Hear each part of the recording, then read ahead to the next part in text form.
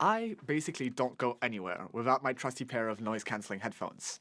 From loud ferries to metros or airplanes, I think it's safe to say that noise cancelling has saved a good portion of my hearing. Noise cancelling allows you to reduce the amount of noise that's coming from outside that gets into your ear, which is lots of fancy maths, but basically means that when you're wearing a pair of noise cancelling headphones, you can have your volume at, I don't know, 40%, whereas if you're wearing a pair of regular non-noise cancelling headphones, your volume is at 60 or 80, 100% sometimes inside of public transit. Noise cancelling is super important to me, but the problem is that high-end noise cancelling headphones can cost upwards of 400 US dollars. So I'm a cheapskate, so the first question that comes to mind is, well, what do you get when you skimp out on the cost? My first thought as a cheapskate is, well, what do you sacrifice when you go for budget noise cancelling headphones? And what's the best deal? My first pair of noise cancelling headphones was a pair similar to this, the Bose QC35s, which to this day still hold up. Obviously, coming on to more than a decade old, this model doesn't have as good of a battery life, but it still holds up in a sense. And if you're willing to go secondhand, these secondhand pairs of flagship models from noise cancelling headphones are actually a really good solution if you're looking for bang for the buck. And another point where secondhand kind of fails you is, well, when you go really far back into old noise cancelling headphones, which are quite cheap, you end up with the QC15s, which were the first actually pair of noise cancelling headphones that came out. But you don't have the creature comforts that you would have with a more modern pair of headphones. So for example, this one folds up quite compactly, and this one does not. Not only that, you don't have Bluetooth. The price actually of the ear cups is about as much as you would pay for the headphones. So it's just not a great deal. And that's why you kind of want to shy away from super old noise cancelling headphones. The QC35s is basically where I would draw the line for old noise cancelling headphones that are actually still good. So moving on, when I replaced my QC35s, I was looking for a pair of headphones that was relatively cheap, and I found the lineup of Soundcore products, the Q35s and Q30, which I then proceeded to use and absolutely abuse and torment for the next 3 years, which cost me 80 euros and 60 euros at the time, respectively. So this was pretty cheap headphones, but you had a lot of the amenities that I had come to like with the QC35s. Wonder how they got that naming scheme. So one issue that I had with the Bose was that the Bluetooth pairing was really not good. It was super inconsistent when you were trying to pair a new device, and I spent oftentimes like 20 minutes to half an hour trying to pair a new device, which was very frustrating. That wasn't the case with this one, and I couldn't really tell the difference between the audio from the Bose pair and the Anker pair. Bose positives are outweighed by the fact that basically the QC30s have fallen apart in 1 year of use, and the QC35s have held up a little bit better with a year and a half, whereas the Bose ones that I had held up for 6 years and only died because my bag got run over by a car.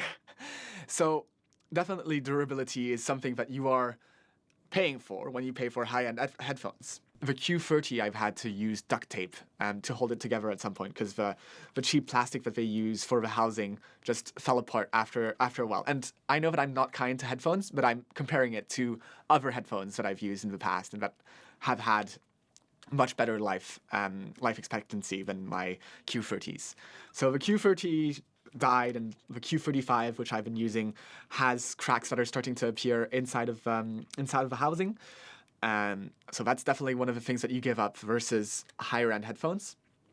And not only that, but these Anker pairs, and I've definitely found with cheaper pairs of Bluetooth headphones, I've had a lot of issues with the Bluetooth connection and with interference. So there's this low background hum that I have almost like 1 time out of 3 every time I use this pair of headphones. I have to turn off the noise cancelling because it's just like this super annoying buzzing that I can't switch off. Resetting the headphones helps, but I don't want to reset my headphones all the time. I do have work to do. So that's one of the frustrations you get when you buy less expensive noise cancelling headphones, which brings me to, well, looking for a replacement for these pairs of headphones. So in the running, the QC35s are actually still a viable option from Anker and are basically the same price as when I bought them, which means that it's still a pretty good deal. I also bought this pair of One More headphones that cost me $55 on sale. You know, all of these have great battery life, all of these are relatively comfortable, and all of these do a good job with noise cancelling, but it depends on every person. Noise cancelling has a tendency to give people headaches and make them feel a bit nauseous. And this was the worst pair of noise cancelling headphones that I've ever tried. As soon as I put these headphones on, I would want to take them off and get a pretty bad headache. Not only that, one of the other things that you sacrifice with lower end headphones is, well, options and repairability.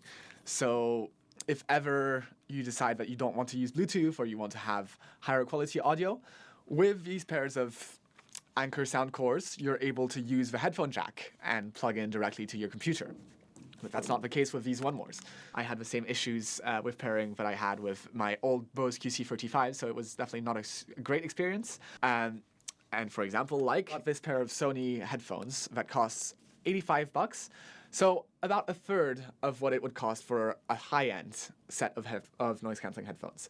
And this is, I think, the sweet spot for budget noise-canceling headphones, because like the super cheap ones, like this $50 pair, actually just gives you a headache, and you make a lot of compromises in terms of ports missing and noise cancelling giving you a headache or audio quality really not being quite as good, versus these pairs that are, if you pay $10 or $20 more, you get something that feels a bit more sturdy, and that has similar noise cancelling quality to, well, the higher end models, similar features in terms of Bluetooth connection and everything, and is less likely to break down, I feel, these Sonys versus my Ankers. All in all, I'm pretty happy with my sound cores, given the price that I paid for them at the time and how much abuse I put them through. But I'm definitely looking for something that has a higher build quality in the future, because I don't want to be replacing my headphones every year and a half, every 2 years. I want my headphones to last for 5 years.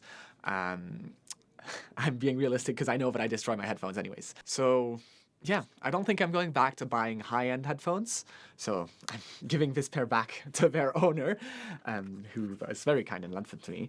But I'm not buying the cheapest headphones that I can anymore. Like this pair of One Mores, I feel like could work if you're not too sensitive to this pressure that you get from noise cancelling. So I would recommend, and this is what I'm going to do for myself, going for mid-tier headphones, like this pair of Sonys that I'm going to be sticking with from now on. Anyways, I think that's all we have to say about noise cancelling, and until next time, I'm going to cancel myself. Take care.